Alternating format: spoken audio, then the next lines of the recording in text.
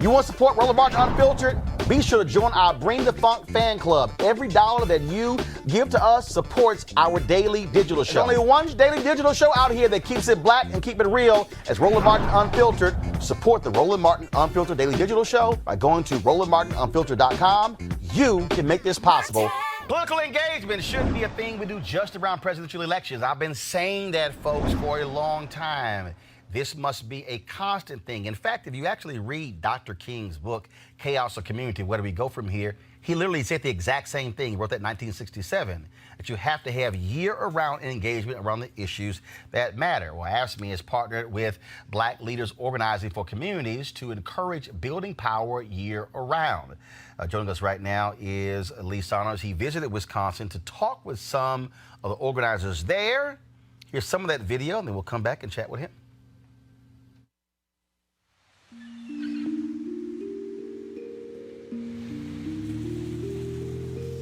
I'm here in Milwaukee on my way to meet Angela Lang from Black Leaders Organizing for Communities. BLOC is a dynamic grassroots organization that is all about building long-term political power with a new vision for civic engagement. Let's see how they do it. BLOC launched in November of 2017 with the idea that we were going to not wait for a candidate, we're not going to wait for a party, we're going to educate our folks ourselves. We're going to empower people, we're going to do year-round civic engagement, we're going to make sure people understand the power that they have within themselves to make a difference in this political system that often excludes us. And you're actually using, and I think you call them ambassadors. Yes. Who go around and knock on doors and listen, not only talk, but listen to the folks that open up that door and want to talk about the issues that confront them. We knew that we wanted to do things differently. So ambassador is kind of just a canvasser with a twist. People see our really aggressive ground game. They see that our ambassadors are deeply trained. They're not just, being transactional. Can you vote for this candidate? Yes or no. It's deeper conversations. It's more meaningful conversations. We were able to do over 227,000 door attempts just in 2018 alone. That's the importance of having, number one, a year-round program where you don't leave, where you don't pack up and leave and then wait until the next election, where you have a presence in the community at all times.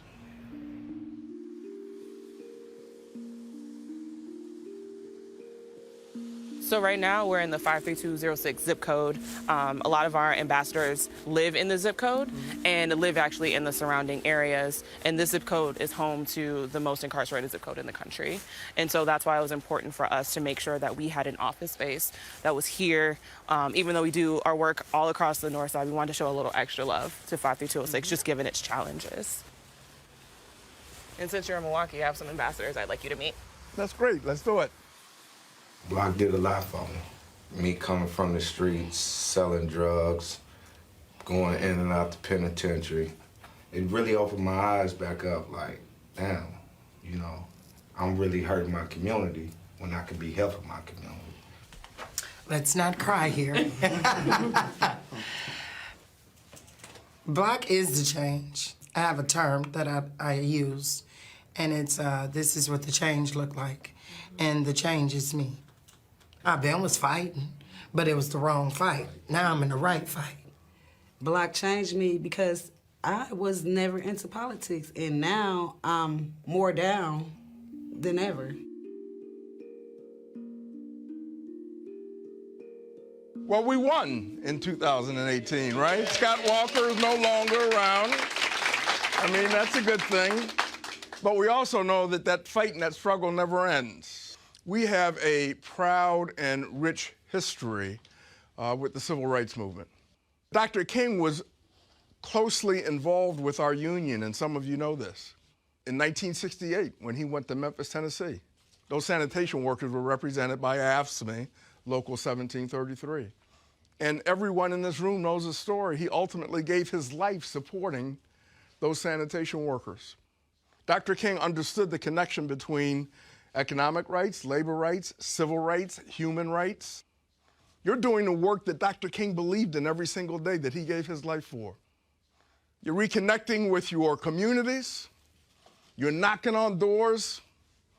You're not only talking with folks and sharing information with them, but you are listening to what they have to say. Nobody can do that better than you because you're from here. We're building a movement block by block in Milwaukee and across the country. People understand and know what you are doing. How many politicians have come in wanting to talk to you? Okay, a lot. If they're talking to you and they're making those promises and commitments, then you've got to hold them accountable. And if not, then you kick their ass. I mean, simple as that. Excuse my friend. Excuse my friend. I mean, you've got to hold them accountable. With that, I don't want to keep you any longer. You're supposed to be knocking on doors this afternoon, right?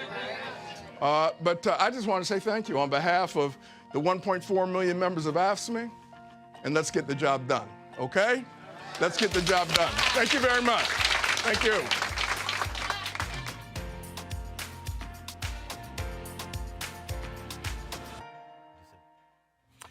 All right, folks, joining me now for an exclusive interview is Lee Saunders, President of AFSCME. So, Lee, glad to have you here. Before I talk about that, I got, obviously, all this political drama is crazy. The election was going on, Iowa, New Hampshire, now you got Nevada coming up. A lot of people, they really upset with Bernie's people attacking the culinary union because they want to endorse him. When you were at the CBC Leadership Summit, when healthcare came up, you talked about that, and there's all this sort of back and forth, Medicare for all. But there are a lot of union folks who are going, wait a minute, hold up. Now we busted our butts for the health plans now. What do you make of just how this issue has now become so contentious with Democratic candidates and labor unions who historically are supporting Democrats? Well, this is my response, Roland. I think that we've got to stay focused on what's happening. And all of the Democrats are coming up with programs either to build upon the ACA, Obamacare, or to talk about Medicare for all and single payer. All of those things that would be beneficial for working families. Right. Whether it's having health care affordable for families or providing health care for all across the country. And we're one of the few industrialized countries that don't do that. Right. Okay? Now, you look at the other side, and the other side is they want to tear ACA apart. No, they want to abolish it. Benefit. They want to abolish it. They want to tear it apart. They want to abolish it. And they want to start from scratch, and you don't even know what they're talking about because they don't have a plan. But they haven't offered anything. They have no plan. So my point is, we're a union that supports Medicare for all. But our members support affordable quality care for all and health care for all. Now, you've got to sit at the table and talk about how you get that done. Right. And what you improve and how you can improve upon what exists currently that has gone a long way to improve health care in this country. I don't want to get into a battle. You know, we can do that later. All right? But right now, you're faced with two issues. You got to win. You got to win. And you've got a clear choice. Somebody that wants to go backwards and take health care away from you, reduce the kinds of benefits that you've been getting that ACA called for, or you build upon that program and talk about how we can improve the system. And I had to remind people that when you saw the polling numbers of the people who were against the Affordable Care Act, it was not all people who were against the Affordable Care Act. There were people who were progressive who actually wanted something bolder than the Affordable Care Act. The problem is when you were watching television, they kept lumping it together versus saying, okay, old folks, here's the percentage of people who do not support the Affordable Care Act.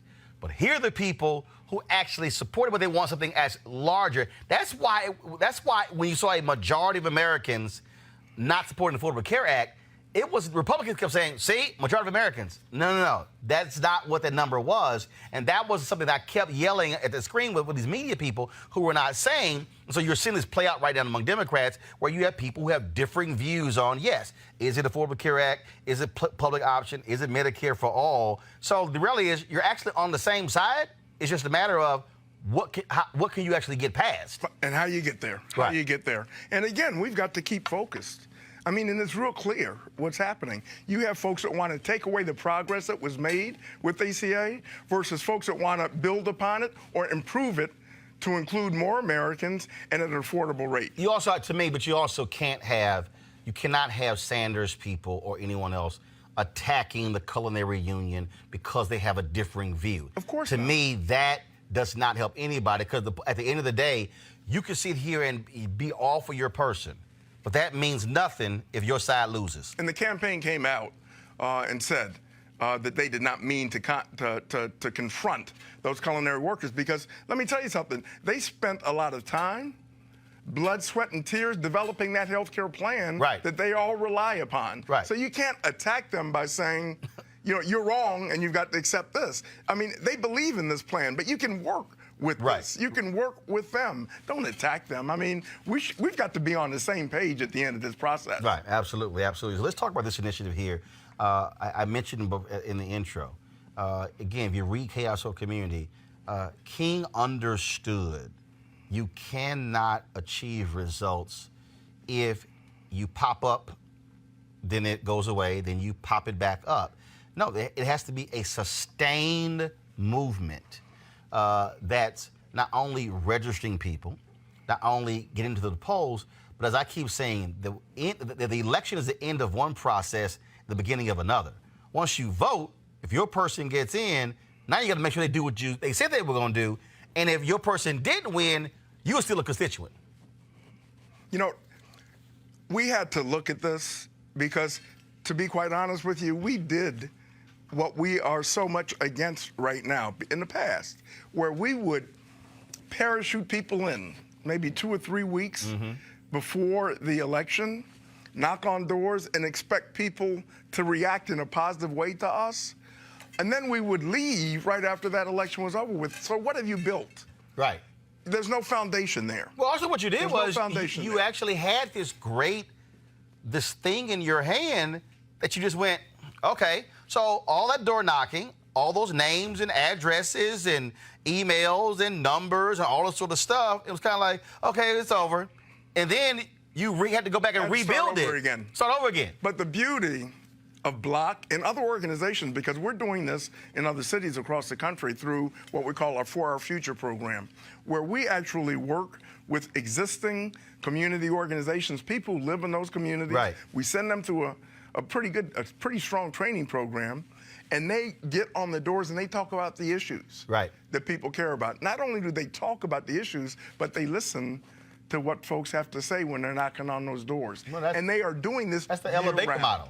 They're doing this year-round. Well, that's the Ella Baker model. Yeah. Ella Baker's whole deal was she did not believe in, she disagreed, where she and King differed a whole lot. She disagreed with parachuting in. Her deal to SNCC folks were, trust me, they don't have a lot of education, but them black sharecroppers, they know what they're talking about. Go in, listen to them, and say, what do y'all want to do? You know, we had a session, and you saw it on the video, where we sat with a number of the BLOC, and they don't call them organizers, they call them ambassadors, okay? And I learned about their history. Some have been incarcerated. All of them had some very tough lives, okay? But they got and they grasped what BLOC was doing, and they wanted to be a part of it, and they understood the connection that they could make with their sisters and brothers that were living in the same community, but you had to reach out to them. And you continually have to reach out to them. It's not every 6 months. It's not once a year.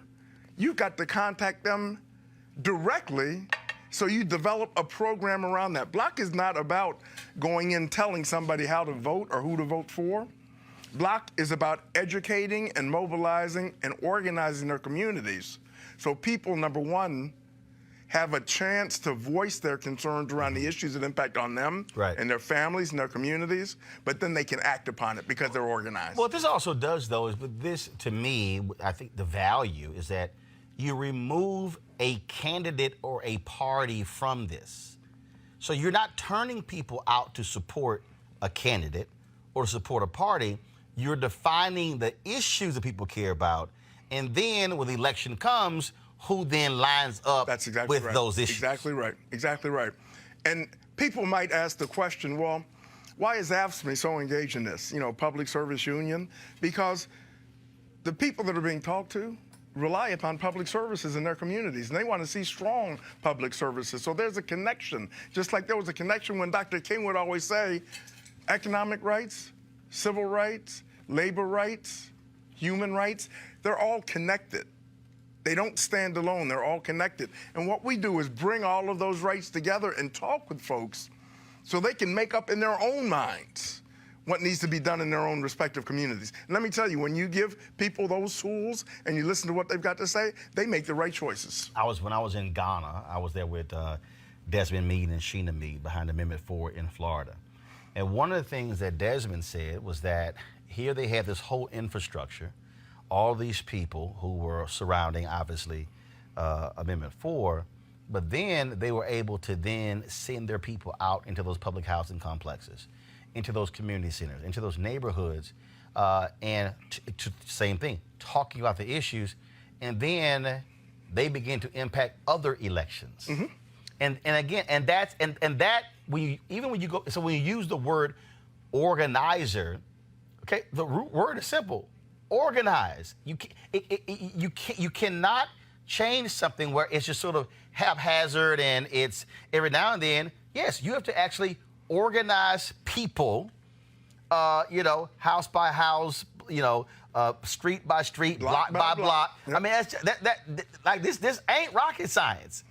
And I think what happened was, I think for so many political campaigns, they got so caught up in run the TV ads, run the radio ads, and yes, send folks in 2-3 weeks out, and then you wonder why people are disengaged. And it doesn't work. And we've got proof that doesn't work, that model doesn't work. If you look at 2016, before this program, before BLOC was in place, or before we had any other programs in place, in 2016, folks in the black community, the voting percentage was way down. Right.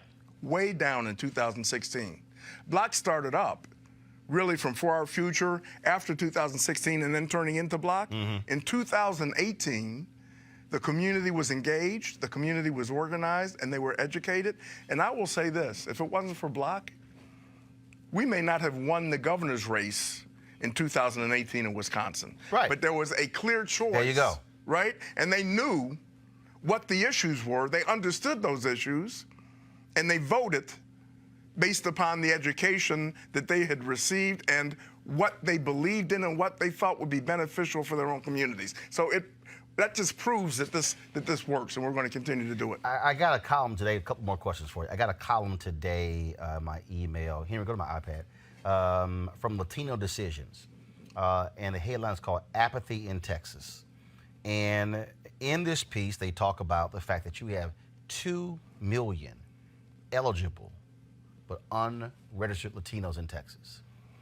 Now, the reason, and they say in here, based upon the numbers or whatever, what it would take, they say it probably will take an investment of about $40 million. But what they talked about was how you're going to have to organize them. As they say, it has to be a census-style effort. And they say voter registration groups on the ground in Texas tell me it costs between $10 and $30 to register each new voter. If we assume a $20 average, roughly $40 million is needed to register the 2 million remaining unregistered Latinos. Now, here's what's interesting, as you're describing BLOC. 2012, Obama beats Romney. I'm waiting to go on CNN, and then Congressman Chris Van Hollen, now Senator, he's over the re-election campaign for the House Democrats. And I bring up, at the time, it was 2.1 million eligible but unregistered. I bring up 900,000 in Georgia. And I say, look, there has to be a massive investment. You're going to have to move people in and build within communities. And pretty much was kind of like poo-pawed it. And I said, dude, that right there flips the state. Mm-hmm. Mm-hmm. I said, you don't have a single Democrat elected statewide in Texas. I said, if you look at the numbers, if you take a 70-30 split, I said, you don't even need the 2 million. If you only do half of this, Republicans win in Texas by around 250,000, 300,000 votes. I said, you do half of this, you flip the entire state. But that's the kind of long-range thinking that people are going to have to use. They're going to have to get out of this the next campaign thing and go, no, you have to look at this thing as a long-term plan and not just the next election. And let me say this. We are not declaring, meaning my union, ownership over this program. We want more people engaged in this. We need more resources so we can have these community organizations coming up so we can mobilize the folks in those communities to do exactly what you said. And we know that it makes a difference. All you have to do is look at what happened in 2018 in communities that were educating and mobilizing in this fashion. We've got to do the same thing. We can't turn backwards now. We've got to do it for 20 and 22 and 24 and beyond. That's the way that you truly engage our communities across America. All right, then. Well, where can people get more information if they want to look it up? Where do they go? They just need to look up BLOC, or they can get in contact with our website, AFSCME.org. And it explains what we're doing and what we're trying to do with the number of programs that we're investing in. And we're asking people to take a look at it. And if you've got some resources to help out with these programs, because that's the way that we can win. All right. Lee Saunders, I appreciate it, man. Thanks a lot. Thanks for having me, man. All right, then. Okay. All right, folks, back to our Roland Martin Unfiltered video in just one moment. All right, folks, are you looking to enhance your leadership or that of your team in 2020? Well, you can join Dr. Jackie Hood Martin's newest online course, a mastermind group, How Successful People Think. It is a John Maxwell endorsed class. She'll be your guide as you learn timeless leadership principles to apply to daily living. Offers expires February 28th. Register or start the online course today, www.live2lead.com/Leesburg. That's live2lead.com/Leesburg. Now back to your Roland Martin Unfiltered video. You want to check out Roland Martin Unfiltered? YouTube.com/Roland S. Martin. And subscribe to our YouTube channel. There's only one daily digital show out here that keeps it black and keep it real. It's Roland Martin Unfiltered. See that name right there? Roland Martin Unfiltered. Like, share, and subscribe to our YouTube channel. That's youtube.com/Roland S. Martin. And don't forget to turn on your notifications so when we go live, you'll know it.